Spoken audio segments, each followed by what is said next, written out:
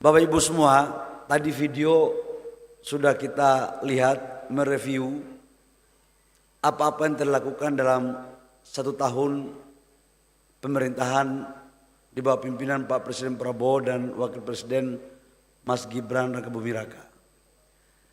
Semua itu tidak bisa kita capai kalau tanpa bantuan Bapak Ibu pengusaha.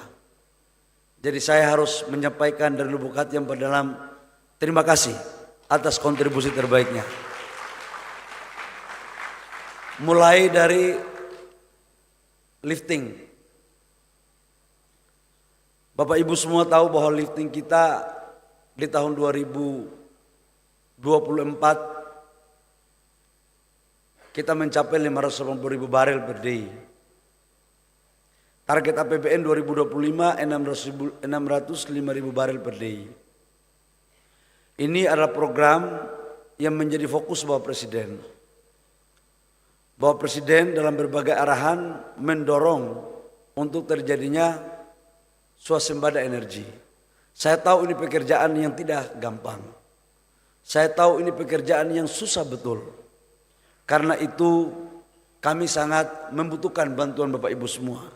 Dan hari ini lifting kita sudah mencapai kurang lebih sekitar 605.000 barel per day. Jadi sudah mencapai target APBN 2025. Memang ini mempunyai tantangan sendiri. Saya sadar betul, saya bukan orang ahli minyak. Saya sambil belajar. Pak Chandra ini ahli minyak ini. Tapi ternyata setelah saya mengecek, jadi Menteri SDM ini nggak cukup aja dengan ahli minyak. Harus ahli tekan-tekan juga. Ini harus ahli tekan-tekan. Karena K3S ini kalau tidak kita dorong betul, main barang ini. Mutar sana, mutar sini. Tapi itu nggak salah. Itu memang pengusaha membutuhkan cara yang mencari risiko yang seminimal mungkin. Tetapi 1 tahun saya mulai belajar menjaga suasana kebatinan, belajar menjaga irama, dan juga belajar memperbaiki regulasi. Dan alhamdulillah sekarang kita sudah mampu melakukan berbagai perubahan-perubahan, termasuk isu gross split atau cost recovery. Itu juga kita membuat pilihan itu enggak ada masalah, selama mereka mampu mengembangkan pendapatan negara menambah, dan juga lifting juga bisa naik dan pendapatan K3S juga bisa bertambah. Dan karena itu saya memberikan apresiasi yang setinggi-tingginya kepada teman-teman yang di K3S. Sekarang kita lagi melakukan tender sekitar 75 blok baru. 300 yang sudah POD kita suruh cepat membangun, melakukan cepat. Termasuk kemarin di Impact, ini laporan kepada Menteri Senior. Mereka sudah tender FID di 2026. Mereka sudah melakukan tender EPC-nya. Saya katakan untuk mereka, kalau kalian tidak tender terus, ya terpaksa negara harus ambil alih. Dan saya keluarkan surat teguran pertama. Dan alhamdulillah dengan surat teguran itu barang semakin cepat. Ini. Ya yang lain-lain juga akan seperti itu. Karena ini perintah negara soalnya. Kita butuh produksi. Kita sekarang impor kurang lebih sekitar 1 juta barel per day. Kita nggak mungkin menjadi swasembada kalau tidak kita meningkatkan lifting kita. Di samping itu memang untuk mendorong mengurangi impor di 2025-2026 kita sudah akan mendorong masuk ke B50. Saya tahu ini tantangannya besar, terutama bagi kontraktor, pengusaha tambang. Kalau B50 itu akan meningkatkan cost. Sekarang aja dari B35 menuju B40 ada terjadi perbedaan. Tapi tidak apa-apa, saya dengan BP2 PKS lagi mencari formulasi, boleh B50 tapi harganya tidak boleh naik terlalu banyak. Sekarang kita lagi cari celahnya untuk bisa kita clearkan. Bapak Ibu semua yang saya hormati, selain itu saya juga ucapkan terima kasih kepada Pemda, pemerintah daerah yang dengan cepat melaporkan sumur-sumur masyarakat. Ini sumur-sumur masyarakat ini dari dulu nggak pernah ada selesai-selesai. Saya sejak jadi Menteri Investasi dibawa ke ratas 3 kali. Sejak zaman pasca kemerdekaan juga sumur masyarakat ini sudah ada tapi nggak clear. Jadi kita bikin terobosan baru, kita minta arahan dari Bapak Presiden, 45.000 sumur masyarakat kita dorong lewat Perpres nomor 4 agar mereka bisa mengelola tapi dengan syarat lingkungan harus bagus, keselamatan kerja harus bagus, dan ketiga S harus membeli dengan harga SCP 80%. Dengan demikian rakyat bisa melakukan pekerjaan yang baik tanpa harus dibarengi dengan rasa takut. Selama ini mereka takut oleh, mohon maaf, oknum aparat yang memang tugas mereka untuk harus menerbitkan ini. Tapi dengan ini maka masyarakat bisa melakukan pengelolaan dengan baik lewat UMKM, BUMD, dan koperasi di daerah. Agar ini bisa kita lakukan dengan baik. Di samping itu saya juga menyampaikan terima kasih kepada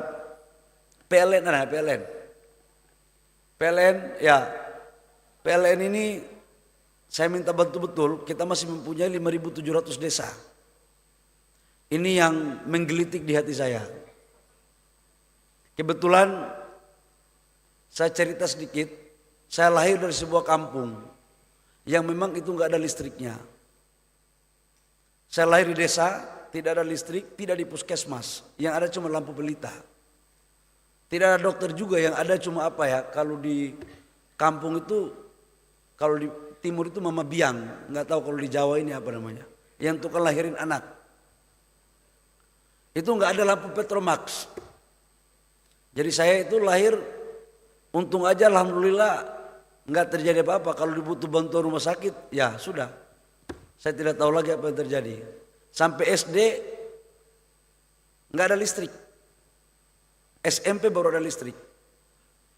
Nggak pernah terbayang juga suatu saat anak-anak yang lahir nggak ada listrik itu bisa jadi Menteri SDM.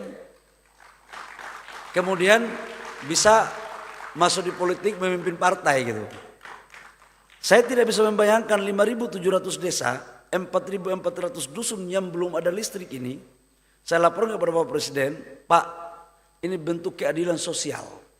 Kehadiran listrik ini adalah bentuk keadilan sosial yang kita harus adakan listriknya. Siapa tahu anak-anak di desa-desa ini suatu saat mereka yang akan menjadi Presiden Republik Indonesia. Kita wallahu alam bisawab. Kita nggak pernah tahu, hidup nggak ada yang tahu. Mungkin suatu saat mereka jadi Menteri SDM, bisa jadi jenderal konglomerat. Jadi saya pikir masa 80 tahun Indonesia merdeka masih ada desa yang belum ada listrik. Inilah program-program pro kerakyatan yang Bapak Presiden arahkan terus kepada kita. Dan di tahun ini kita mengalokasikan kurang lebih sekitar 1.000 desa lebih dan kurang lebih sekitar hampir 300.000 rumah yang kita pasang. Itu gratis semua itu, Pak. Gratis semua, itu program arahan Bapak Presiden. Terkait dengan minerba, teman-teman pengusaha tambang yang saya hormati, teman-teman adalah pahlawan bagi negara dalam hal PNBP. Baik semuanya di sinilah, baik di migas, minerba maupun, karena PNBP kita untuk semester pertama mencapai target bahkan melebihi. Dan saya punya keyakinan PNBP kita di tahun 2025 akan melebihi target. Namun izinkan saya dari lubuk hati yang paling dalam, sebagai mantan pengusaha, ini kan kita di lingkungan sekarang kan disoroti terus. Sorotan lingkungan ini berat sekali. Bayangkan IUP di Raja Ampat yang diterbitkan saya belum lahir aja dianggap Menteri SDM sekarang yang menerbitkan. Coba bayangkan. Macam-macam lah isunya, segala macam. Kita pingin semuanya berjalan dengan baik. Karena itu kita dalam penyusunan RKAB, kita meminta agar jaminan reklamasinya dimasukkan. Bapak Ibu semua, kalau saya pakai heli ke lokasi-lokasi tambang, itu banyak tambang yang nggak dilakukan reklamasi. Setelah dicek, izinnya udah nggak ada yang punya. Atau peti, atau tambang liar. Tapi yang dipersoalkan kan pemerintah, di sejauh mana pengawasannya. Maka atas dasar itu, kita memutuskan untuk setiap perusahaan yang akan mengajukan RKB wajib untuk membuat jaminan reklamasi agar kelak kemudian begitu selesai operasinya selesai itu bisa dilakukan reklamasi ulang.